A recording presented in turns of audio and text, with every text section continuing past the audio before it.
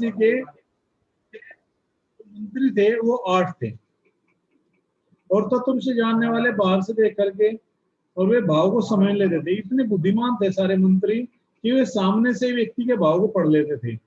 वे सदा राजा के प्रिय और हित में लगे रहते थे। हमेशा वे राजा दशरथ के प्रिय तो थे ही साथ वे राजा के हमेशा आज्ञाकारी और प्रजा के हित में रहने वाले थे। ऐसा नहीं था कि जैसा कि आजकल के बहुत सारे राजा है, मंत्री है, और वे हमेशा क्या है, मतलब अलग अलग स्कैंडल निकलते रहते हैं कि बहुत सारे घोटाले होते हैं, लेकिन वो सब मंत्री इतने महत्वपूर्ण थे कि उनका यश राजा के समान ही फैला हुआ था। वे सभी शुद्ध आचार विचार से युक्त थे और राजकीय कार्यों में निरंतर वे लगे रहते थे, शासन कार्य में। तो वे 8 मंत्री कौन कौन थे, इनके नाम बताए गए, उनके नाम हमें ध्यान में सुनने चाहिए। वे थे धृष्टि, जयंत, विजय, सुराष्ट्र, राष्ट्रवर्धन, अकोप, धर्मपाल, और 8वें जो सबसे मुख्यमंत्री थे वे थे सुमंत्र। सुमंत्र जो थे राजा दशरथ के सबसे प्रिय मंत्री थे, और उनके एक और गुण था कि वे अर्थशास्त्र के बहुत बड़े ज्ञाता थे, बहुत बड़े विद्वान थे। अर्थ जो शास्त्र है जिसको इकोनॉमिक्स बोलते हैं, उसका बहुत अच्छा उनको ज्ञान था पूरे राज्य की व्यवस्था को चलाने के लिए। तो यानी कि देखो उस समय भी अर्थशास्त्र की आवश्यकता थी, सब तरह से संपन्न गुणों से। तो कहते हैं कि ऋषियों में जो श्रेष्ठ थे, ऋषियों में श्रेष्ठतम वशिष्ठ और वामदेव जी, ये सब के सब जो है ये दोनों महर्षि राजा के सम्माननीय पुरोहित थे। कौन कौन से? वशिष्ठ और वामदेव जी। अर्थात जो भी शुभ अच्छा कार्य होता था भगवान राम के जन्म के समय भी या जन्म से पहले भी, जो भी सब कार्य होते थे वो वशिष्ठ जी के देख रेख में होते थे, उनके अंडर गाइडेंस में होते थे। अर्थात बिना उनकी अनुमति के राजा दशरथ कुछ भी नहीं करते थे। इनके सिवाय सुयज्ञ जबाली, जबाली एक महान ऋषि का नाम है, याद रखना, ये बहुत बड़ा इसके पीछे एक इतिहास जुड़ा हुआ है। मैं आपसे पूछूंगा आपसे, कश्यप, गौतम और लंबी आयु वाले मार्कंडे जी। मार्कंडे ऋषि जी का भी हमने बताया था ना महापुरुषों में कि वे जो अमर है, जो लंबी आयु के महापुरुष है अभी भी धरती पर, उनमें मार्कंडे ऋषि जी का भी नाम आता है। तो लंबी आयु वाले हैं। विपुरवर कात्यायन मुनि, कात्यायन मुनि भी एक जो है राजा के मंत्री थे। अर्थात इसमें कुछ मंत्री ऐसे थे जो राज्य की प्रशासन व्यवस्था को देखते थे। और ये जो बाद में जो ऋषियों के नाम आए यहाँ पर, इसमें बड़े ध्यान सुनने की बात है। ये जो नाम ये इसलिए आए क्योंकि ये राज्य का जो धर्म संबंधी विभाग था, शासन में लोगों का रहन सहन, जीवन, लोगों को भगवत भक्ति, धर्म, कर्तव्य, प्राण, मोक्ष, ये सब चीजों का और प्रॉपर ज्ञान, वेदों का पठन पाठन, गुरुकुल की शिक्षा पद्धति, वो सब चीजें इन मंत्रियों के अधीन होती थी, जो ये बाद में ऋषियों के नाम होते। आगे कहते हैं महर्षियों के साथ राजा के पूर्व परंपरागत ऋतु भी मंत्री थे। ऋतु के एक नाम आता है, ऋतु का मतलब होता है कि जो एक परंपरा के अनुकूल कार्य करते हैं, अर्थात एक ऐसी लंबी परंपरा जिसमें वे सबके सब शासन, यानी कि एक तरह से ऋतु जो शब्द आता है बड़ा उसमें गहरा एक मीनिंग है। उसका मतलब होता है कि जो आचार्यों की जो शिक्षा है, जो ज्ञान है, उसको एज इट इज भेजना, यानी कि बीच में कोई ना आकर के उस ज्ञान को डायरेक्ट दे देना। जैसे कोई आचार्य की शिक्षा है उसको डायरेक्ट समाज में दे देना, तो ऋतु विभाग है। ये सबके सब विद्वान होने के कारण इनके गुण थे, ये विनयशील थे, बहुत विनम्र थे, ये सलज्ज अर्थात लज्जा अर्थात गरिमा को बनाए रखने वाले थे, कार्यकुशल थे, जितेंद्रिय थे, इंद्रियों को जीते हुए थे, श्री संपन्न थे, धन से परिपूर्ण थे, महात्मा थे, शास्त्र विद्या को पूरी तरह से ज्ञाता थे, जानने वाले थे, भक्ति में सुदृढ़ थे, पराक्रमी थे, यशस्वी थे, समस्त राजकार्यों में सावधान थे, राजा की आज्ञा के अनुसार कार्य करने वाले थे। जो राजा की आज्ञा थी उसके अनुसार ही कार्य करने वाले थे, तेजस्वी थे, क्षमाशील थे, कीर्तिमान थे, मुस्कुरा करके बात करने वाले थे, और वे कभी काम, क्रोध या स्वार्थ के वशीभूत होकर के कभी भी झूठ नहीं बोलते थे। अर्थात कैसा, कभी भी उनके जीवन में ऐसा अक्षण नहीं आता था कि वे काम के, क्रोध के, लोभ के, मोह के, ईर्ष्या के, द्वेष के वशीभूत हो जाए। और वे सदा सत्य वचन तथा मर्दभाषु मंत्री थे। ऐसा नहीं था कि कोई भी गाड़ी के नीचे आया कुचलवा दिया, कुछ भी गुंडागर्दी की, घोटाला किया, ये सब कुछ नहीं था। अर्थात वे राजा के एक तरह से सहायक मंत्री थे। अपने शत्रु पक्ष के राजाओं की कोई भी बात उनसे छिपी नहीं रहती थी। उनके पास में अपने अपने सबके पास गुप्तचर विभाग होते थे। राज्य की हर सूचना को वे एकत्र करते रहते थे तथा दूसरे राजा क्या करते हैं, क्या कर चुके हैं, क्या करना चाह रहे हैं, इनको सब अपने गुप्तचरों के द्वारा पता लग जाता था, मालूम रहती थी। ये सभी व्यवहार कुशल थे और सौहार्द और तथा अनेक अवसरों पर परीक्षा लेते रहते थे, लोग जांच करते रहते थे। वे मौका पड़ने पर, बड़े ध्यान सुनने की बात है, वे मौका पड़ने पर अपने पुत्र को भी उसी प्रकार से दंडित करते थे जितना कि वे सामान्य व्यक्ति को दंडित होना पड़ा था। अर्थात ऐसा कभी नहीं था, जैसे कि अभी कुछ समय पहले एक घटना हुई थी कि किसी मंत्री को जो है के ऊपर आरोप लगा और उससे पूछा गया कि सुना है कि आपने अपने कुछ मंत्रियों को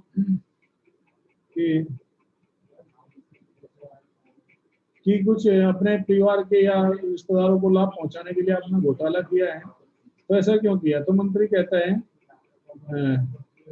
कि अगर मैं अपने संबंधियों को घोटाला नहीं करूंगा, उनको नहीं पहुंचाऊंगा, तो और किसके लाभ के लिए काम करूंगा? जबकि ऐसा नहीं है। लेकिन यहाँ पर एक घटना हुई थी बहुत अच्छी। क्या घटना हुई थी कि एक बार राजा जो ये मंत्री सुमंत जी है, वो इस समय अलग बता रहा हूँ आपको, रामायण में यहाँ पर लिखा नहीं है, लेकिन वो घटना की याद आती है कि उनके बेटे ने एक बार कोई गलती की थी, राजा सुमंत के मंत्री, सॉरी, राजा दशरथ के मंत्री सुमंत के बेटे ने। तो सुमंत ने ये नहीं कहा कि राजा को, अरे राजा साहब ये मेरा बेटा है, इसकी तरफ थोड़ा ध्यान रखना, इसको आप छोड़ दीजिए, इसको मत पूछिए। बल्कि राजा को बोला, दशरथ को, कि ऐसा है राजा साहब, ये मेरा बेटा जरूर है, लेकिन इसके लिए आप ज्यादा कठोर सजा दो। क्यों सजा दो? ताकि और लोग जो गलत धारणा करके बैठे हुए जो बच जाएंगे, वो नजदीक है मंत्री के या राजा के, इसके दिमाग में जो गलत चीजें हैं वो इसके दिमाग में नहीं रहेगी, और आप इसको जो है थोड़ी कठिन सजा दो, इसको थोड़ा सा टाइट सजा दो, ताकि इसको ये याद रहे कि भाई मैंने गलती की है और मुझे इसकी सजा मिलनी चाहिए। तो ऐसे थे हमारे सुमंत जी, उन्होंने अपने बेटे के लिए भी वही सजा का निदान किया जो एक सामान्य व्यक्ति के लिए किया था। सामान्य व्यक्ति से बढ़ करके उसके लिए राजा से उन्होंने यह अनुमति मांगी। तो ये महान मंत्री थे, वे कभी भी कुटिलता में नहीं डूबे रहते थे। अपमान को सहन करने, असमर्थ और शस्त्रों के ज्ञाता थे, यानी कि समय आने पर वे युद्ध भी लड़ सकते थे। और पूरी तरह से जो है अयोध्या नगरी भरी हुई थी पर्वतों की गुफा समूह के, अर्थात पूरी तरह से वहां पर बताया गया है कि जो राजा थे इनके पास इतने सब गुण संपन्न होते हैं भी, ये महान और शौर्य से भरे हुए थे तथा राजनीतिक कार्य करने में हमेशा ये पटु थे, अर्थात पूरे दक्ष थे, एक्सपर्ट होते थे और सत्पुरुषों की हमेशा ये रक्षा करते थे। ब्राह्मण क्षत्रिय को कष्ट न पहुंचाया करके वे न्याय के अनुसार धर्म और का पालन कर देते हैं तथा उनके कारण राजा के जो खजाने थे वे धन से भरे रहते थे।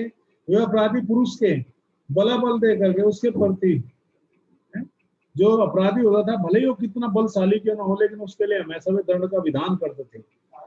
उन सबके भाव शुद्ध विचार एक थे। उनकी जानकारी में अयोध्यापुरी तथा कौशल राज्य के भीतर कहीं पर भी ऐसा मनुष्य नहीं था जो मिथ्यावादी हो, दुष्ट हो, पर स्त्री लंपट हो, अर्थात दूसरी स्त्री के पीछे पागल हो, और संपूर्ण राष्ट्र और नगर में पूर्ण शांति छाई रहती थी।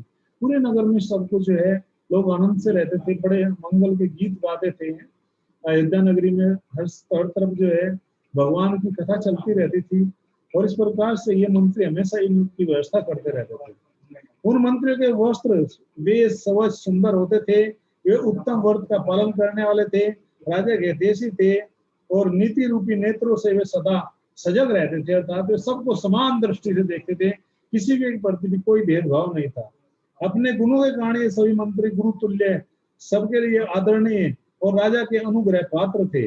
पराक्रमों के कारण उनकी ख्याति सर्वत्र फैली हुई थी। विदेशों में भी सब लोग जानते थे कि वे सभी बातों में बुद्धि द्वारा भली भांति विचार करके निश्चय ही क्या निर्णय देते थे। समस्त देशों तथा कालों में वे गुणवान ही सिद्ध होते थे, गुणहीन नहीं। संधि और विग्रह के उपयोग का अवसर उन्हें अच्छी तरह से ज्ञात था। वे स्वभाव से संपत्तिशाली अर्थात दिव्य गुणों से संपन्न थे। उनके पास में दिव्य गुण की से वे क्या थे, जीवन में उतारे हुए थे उन लोगों ने। उनके राजकीय मंत्रणा के गुप्त रखने की पूर्ण शक्ति थी। वे सूक्ष्म विषय का विचार करने में कुशल थे। नीति शास्त्र में उनकी विशेष जानकारी थी। वे सदा ही प्रिय लगने वाली बातें बोलते थे, कभी भी ऐसी बात बोलते थे जिसमें किसी को बुरा लगे। ऐसे गुणवान मंत्रियों के साथ रहकर निष्पाप राजा दशरथ उस भूमंडल का शासन करते थे। वे गुप्तचरों के द्वारा अपने तथा शत्रु राज्य के जो वर्तमान थे, जो जानकारी थी, उस पर हमेशा दृष्टि रखते थे। प्रजा का धर्म पूर्वक पालन करते थे और प्रजा पालन करते हुए अधर्म से हमेशा वे दूर रहते थे। उनकी तीनों लोगों में ख्याति थी। वे सदा सदाचार सत्यवादी पुरुष राजा दशरथ की अयोध्या में ही रहकर पृथ्वी पर शासन करते थे। उन्हें कभी अपनों से बड़ा और अपने ही समान कोई शत्रु नहीं मिला। उनके मित्रों की संख्या बहुत थी, उनके शत्रुओं की संख्या शून्य थी। वे सभी सामंत और चारण उनके सामने मस्तक झुकाते थे। उनके प्रताप से राज्य के सारे कंटक का मतलब यहाँ शत्रु है, शत्रु और चोर नष्ट हो गए थे। जैसे देवराज इंद्र स्वर्ग में रहकर तीनों लोगों का शासन करते हैं, उसी प्रकार राजा दशरथ भी अयोध्या में रहकर संपूर्ण जगत का शासन करते थे। उनके मंत्री मंत्रणा को गुप्त रखने और राज्य के हित साधनों में हमेशा वे अनुरूप थे, कार्य कुशल शक्तिशाली थे। जैसे सूर्य अपनी तेज में किरणों के साथ उदित होकर प्रकाशित करता है, उसी प्रकार से राजा दशरथ के सभी मंत्री भी तेजस्वी मंत्रियों के द्वारा राजा दशरथ की हमेशा शोभा बनी रहती थी और राजा दशरथ हमेशा जो है उनसे घिरे रहते थे। कहते हैं कि संपूर्ण धर्मों को जानने वाले राजा धर्मात्मा दशरथ इतने शक्तिशाली थे कि उनके, लेकिन फिर भी राजा दशरथ के मन में हमेशा क्या था, पुत्र के लिए सदा चिंतित रहते थे। उनके वंश को चलाने वाला कोई भी पुत्र नहीं था। अब यहाँ पर महत्वपूर्ण बात आती है, अब यहाँ से शुरुआत होती है। कहते हैं कोई पुत्र था, उनके लिए चिंता करते करते एक दिन मनस्वी नरेश के मन में विचार आया कि मैं पुत्र की प्राप्ति के लिए एक अश्वमेध यज्ञ का अनुष्ठान करूं। अपने समस्त शुद्ध बुद्धि वाले मंत्रियों के साथ परामर्श करके युद्ध करने का निश्चय करके उन महान तेजस्वी बुद्धिमान एवं धर्मात्मा राजा ने अपने मंत्री सुमंत से कहा, क्योंकि सुमंत बहुत विश्वास पात्र था। हालांकि सभी 8 के 8 विश्वास पात्र थे, लेकिन उस समय सुमंत बहुत विश्वास पात्र था। कहा कि हे मंत्रीवर, तुम मेरे समस्त गुरुजनों और पुरोहितों को यहाँ पर सिर ही बुला करके लाइए। तब स्थिरता पूर्वक पराक्रम प्रकट करने वाले मंत्री सुमंत ने तुरंत जाकर के समस्त वेद विद्या में पारंगत मंत्रियों को और जो है मुनियों को बुला लिया। सुयज्ञ वामदेव जबाली कश्यप कुल पुरोहित वशिष्ठ जी और भी जो तेज श्रेष्ठ ब्राह्मण थे, उन सब की पूजा करके धर्मात्मा राजा ने धर्म और अर्थ से युक्त होकर के मधुर वचन कहे। क्या कहे? मम लालप्यमानस्य सुतार्थ नास्ति में सुखम तदर्थम हे मेधेन यक्षामिति मतिर्ममा। हे महर्षियों, मैं सदा पुत्र के लिए विलाप करता रहता हूँ, उसके बिना इस राज्य आदि से मुझे सुख नहीं मिलता है। अतः मैंने निश्चय किया है कि मैं पुत्र प्राप्ति के लिए अश्वमेध द्वारा भगवान का पूजन करूं, यज्ञ करूं। मेरी इच्छा है कि शास्त्र की विधि से इस यज्ञ का अनुष्ठान करूं। किस प्रकार मेरी मन की इच्छा पूरी हो सकती है, इसके लिए आप मुझे आदेश दीजिए। राजा ऐसा करके अगर राजा ने ऐसा कहा, फिर वे वशिष्ठ आदि ब्राह्मणों ने बहुत अच्छा कह करके उनके मुख से कहे गए वचन की बहुत सुंदर तरह से प्रशंसा की। कहा, वाह, बहुत सुंदर, तुम्हारा विचार अति उत्तम है राजन। फिर वे सभी अत्यंत प्रसन्न होकर के राजा दशरथ से बोले, हे महाराज, यज्ञ सामग्री को इकट्ठा किया जाए, भूमंडल में भ्रमण करने के लिए यज्ञ संबंधी अश्व घोड़ा छोड़ा जाए, जो सरयू के उत्तर तट पर एक भूमि का निर्माण किया जाए। तुम यज्ञ द्वारा सर्वथा अपनी इच्छा के अनुरूप पुत्र प्राप्त कर लोगे, क्योंकि पुत्र के लिए तुम्हारे हृदय में ऐसी धार्मिक बुद्धि का उदय हुआ। अर्थात उस समय, आजकल के लोग उस समय में नहीं आएगा, उस समय ऋषि मुनियों के क्या आशीर्वाद से, क्योंकि वे इतने पावरफुल ऋषि होते थे, इतने तेजस्वी होते थे, और राजाओं की बुद्धि भी इतनी सात्विक होती थी। तो वे सबके सब क्या करते थे, वे सबके सब ने एक ही बात कही राजा से, मंत्रियों ने इकट्ठे होकर के कि हे राजन, आपने इतना अच्छा विचार किया है इस बात के लिए, आपने इतना अच्छा मनोयोग से ये सोचा है कि ये यज्ञ किया जाए, आपको उत्तम विचार है, बहुत सुंदर है। फिर सबने राजा दशरथ को कहा कि ब्राह्मणों को इकट्ठा किया जाए, और ये सब वचन सुनकर के राजा का जो हृदय था वो हर्ष से पूरित हो गया, पूरा हृदय से भर गया। उनके आंखों से जो है झरझर आंसू बहने लगे, उनके नेत्र चंचल उठे। वे अपने मंत्रियों से बोले, गुरुजनों के आगे के अनुसार यज्ञ की सामग्री यहाँ पर इकट्ठी की जाए। शक्तिशाली वीरों के संरक्षण में उपाध्याय सहित अश्व को घोड़ा छोड़ा जाए। जो अश्व छोड़ा जाएगा यज्ञ का, उसको पूरे सुरक्षा के साथ छोड़ा जाएगा। सरयू के उत्तर तट पर यज्ञ भूमि का निर्माण हो, शास्त्रों के अनुसार, विधि विधानों के अनुसार शांति क्रम विस्तार किया जाए, जिससे विघ्नों का निवारण हो। यदि इस श्रेष्ठ यज्ञ में कष्टप्रद अपराध बन जाने का भय न हो तो सभी राजा इसका संपादन कर सकते हैं, परंतु ऐसा होना कठिन है, क्योंकि विद्वान ब्रह्म राक्षस यज्ञ में विघ्न डालने के लिए छिद्र ढूंढा करते हैं। यानी कि उस समय भी राजा दशरथ ने भी शंका जताई कि अगर सब कुछ सही हो तो मैं मंत्रियों को भेजूं, या मंत्रियों को दूसरे राजा जो हो रहे पृथ्वी पर है उनको मैं बुलाऊं, लेकिन कहा, लेकिन ऐसा संभव नहीं है। हमारे एक बार गुरु जी बता रहे थे गौरांग गोवे कि उस समय राजा लोग यज्ञ घोड़ा छोड़ते थे और पूरी पृथ्वी को यज्ञ घोड़ा चढ़ घुमाता था, लेकिन कह रहे थे कि आजकल हम तो सोसाइटी में छोड़ेंगे, सोसाइटी वाइज नहीं पकड़ लेंगे। यानी कि जो ब्लॉक होते हैं ना सोसाइटी में, कि भाई सेक्टर में इतने, कॉलोनी में इतने लोग हैं, जैसे आजकल सोसाइटी में टावर होते हैं, कहते हैं कि 7 नंबर के टावर का घोड़ा छुपेगा तो 14 नंबर टावर वाले पकड़ लें, आगे जाने ही देंगे, गेट को नहीं जाने देंगे सिक्योरिटी के तरफ। और उस समय देखो पूरी पृथ्वी पर वो घोड़ा घूमता था यज्ञ का, मतलब कितना बड़ा प्रताप होता था उस समय, शक्तिशाली लोगों को होते हैं भी वो यज्ञ घोड़ा घूमता था सेना में से। तो यहाँ पर राजा दशरथ भी थोड़ा सा संदेह प्रकट कर रहे, लेकिन निवारण होगा उन्होंने। कह रहे कि विधिहीन यज्ञ का अनुष्ठान करने वाला यजमान तत्काल नष्ट हो जाता है। ये बड़ी ध्यान से सुनने की बात है कि जो लोग बिना विधि के अनुष्ठान करते हैं यज्ञ का, तो वो तुरंत नष्ट हो जाएगा करने वाला ये यजमान है। यजमान का मतलब मैं, यजमान है ना, यजमान का मतलब है कि जो आयोजन कराता है। ब्राह्मण की बात नहीं, ये मत समझ लेना कि जो आहुति डालता है वो नहीं, वो तो ब्राह्मण है, लेकिन जो उसमें फाइनेंशियल हेल्प करता है यजमान, जो करवाता है। अगर मैं शास्त्रों के अनुसार नहीं करूंगा, मैं शास्त्रों के अनुसार ही करना पड़ेगा। आजकल तो लोग घर में ही सुहा सुहा डाल करके ऐसे, और बस ऐसे चलो धुआं दे दो, घर में भूत प्रेत भागते हैं। ऐसा कोई यज्ञ नहीं है। गीता भगवान कहते हैं कि विधिहीनम क्रियाहीनम मंत्रहीनम, बिना विधि के, बिना सही क्रिया के, बिना मंत्र के यदि कोई भी यज्ञ, ये पूनम माता जी अपने आप ही आप 500 दिन, तो इस तरह से यज्ञ आप करोगे तो उससे कोई शांति नहीं। गीता भगवान कह रहे हैं कि न शांति माप्यम, अर्थात न परम गति, न तो शांति आएगी उसके जीवन में, न उसकी कभी परम गति भी नहीं हो पाएगी, उसकी सही गति भी नहीं होगी जो शास्त्रों की विधि के अनुसार करेगा, मंत्रों की बिना ब्राह्मणों को दक्षिणा दिए बिना। तो इस तरह से वैसा उपाय किए जाए कि सब लोग साधन प्रस्तुत करने में समर्थ हो। राजा द्वारा सम्मानित होकर सभी मंत्री पूर्वक वचनों को सुनकर के बोले, कहा कि हे राजन, बहुत अच्छा, ऐसा ही होगा, आपके आज्ञा के अनुसार हम कार्य करेंगे।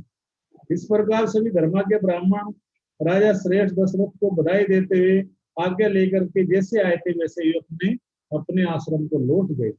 उन ब्राह्मणों को विदा करके राजा ने मंत्रियों से कहा, पुरोहितों के उपदेश के अनुसार इस यज्ञ के विधि विधान को पूरी तरह से करना है। और वहां प्रस्तुत मंत्रियों ने से कहकर के परम बुद्धिमान श्रेष्ठ राजा धर्मात्मा दशरथ को विदा करके अपने महल में चले आए। वहां जाकर नरेश ने अपनी प्यारी पत्नियों से कहा कि देवियों दक्षिणा ग्रहण करो, सॉरी दीक्षा ग्रहण करो, मैं पुत्र के लिए यज्ञ करूं। अब आपको डाउट होगा कि यहाँ पर राजा ने ये भी कहा अपनी पत्नियों से कि दीक्षा ग्रहण करो, दीक्षा तो गुरु देता है। उस मनोहर वचन से उन परम सुंदर कांति वाली रानियों के मुख कमल बसंत ऋतु के विकसित होने वाले पंकज अर्थात कमल के समान खिल उठे और अत्यंत शोभा पाने लगे। कहते हैं कि पुत्र के लिए अश्वमेध यज्ञ करने की बात सुनकर के सुमंत ने राजा से एकांत में कहा, राजा ने थोड़ी सूचना दी सुमंत ने, महाराज एक पुराना इतिहास सुनिए, मैंने पुराणों में इसका वर्णन सुना। तो कहते हैं कि ऋत्विजों ने पुत्र प्राप्ति के लिए इस अश्वमेध यज्ञ का उपाय उपदेश दिया है, परंतु मैंने इतिहास में के रूप में कुछ बातें विशेष सुनी है। राजन, पूर्व काल में भगवान सनत कुमार ने ऋषियों के निकट एक कथा सुनाई थी, ये आपकी पुत्र प्राप्ति संबंधी रखने वाली है। तो उन्होंने कहा था कि हे मुनीश्वरों, एक बार जो है सनत कुमार जी ने ऋषियों से कहा कि महर्षि कश्यप विभांडक नाम से प्रसिद्ध एक पुत्र है, अर्थात महर्षि कश्यप के एक पुत्र है जिनका नाम है विभांडक। विभांडक और उनके भी एक पुत्र होगा जिसके लोगों में ऋषि श्रृंग नाम से प्रसिद्ध होगी। अर्थात विभांडक मुनि के ही एक ऋषि श्रृंग है। ये ऋषि श्रृंग मुनि सदा वन में रहेंगे और वन में ही सदा लालन पालन पा करके बड़े होंगे। सदा पितृ के साथ रहने के कारण ये है ऋषि श्रृंग दूसरे किसी को भी नहीं जानेंगे, साथ ही इतने जंगल में रहेंगे, इन्हें कुछ पता ही नहीं होगा। राजन, लोक में ब्रह्मचर्य के दो रूप विख्यात है और ब्राह्मणों ने सदा उन दोनों का वर्णन किया है। एक तो है दंड मेखला आदि धारण रूप मुख्य ब्रह्मचर्य, दूसरा है ऋतु काल में पत्नी समागम गौण ब्रह्मचर्य, अर्थात एक पूरी तरह से नैष्टिक ब्रह्मचारी है होता है। ये ऋषि श्रृंग जो है ये नैष्टिक ब्रह्मचारी है, इनको स्त्री का पता भी नहीं है मतलब इतना ये महान ब्रह्मचारी है। और दूसरे बताया कि जो उपग्रहण का मतलब बताया था कि कुछ समय के लिए ब्रह्मचर्य को धारण करते हैं, फिर विद्या समावर्तन संस्कार के बाद में भी गृह शासन प्रवेश कर जाते हैं और संतान आदि के विषय में भी विचार करते हैं, विस्तार करते हैं परिवार के। तो यहाँ पर दो तरह के ब्रह्मचारी के विषय में बताया उन महात्मा के द्वारा उन दोनों प्रकार का ब्रह्मचर्य का पालन होगा और इस प्रकार रहते हुए मुनि का समय अग्नि तथा यशस्वी पिता के समय में ही सेवा में ही व्यतीत होगा, अर्थात वे हमेशा यज्ञ करते रहते हैं या पिता की सेवा करते रहते हैं। उसी समय अंग देश के रोमपाद नामक एक बड़े प्रतापी तथा बलवान राजा होंगे। अंग देश का एक राजा होगा जिसका नाम रोमपाद होगा। उसके द्वारा धर्म का उल्लंघन हो जाने के कारण एक बार उस रोमपाद से धर्म का उल्लंघन हो जाएगा, उस देश में घोर अनावृष्टि हो जाएगी, यानी कि सूखा पड़ जाएगा। सब लोगों का अत्यंत भयभीत होंगे, सब लोग बड़े दुखी रहेंगे और वर्षा बंद हो जाने पर राजा रोमपाद को बहुत दुख होगा। वे शास्त्र ज्ञान में बड़े चढ़े ब्राह्मणों को बुला करके उस समय विचार करेंगे, कहेंगे आप लोग वेदों के अनुसार कर्म करने वाले हैं तथा महान ऋषि हो, विचार से ये बताइए कि मुझे ऐसा क्या करना चाहिए जिससे मेरे पाप का प्रायश्चित हो। हरे कृष्ण। तो यहाँ से हम कल रोमपाद की कथा होगी, रोमपाद को बताया जाएगा और रोमपाद के द्वारा जो कन्या होगी, जो दशरथ की पुत्री होगी रोमपाद के द्वारा, शांता अर्थात भगवान राम की बहन, उनका विवाह फिर उन ऋषि श्रृंग के साथ क्या होगा, एकल हम जानेंगे। हरे कृष्ण। जय श्री राम।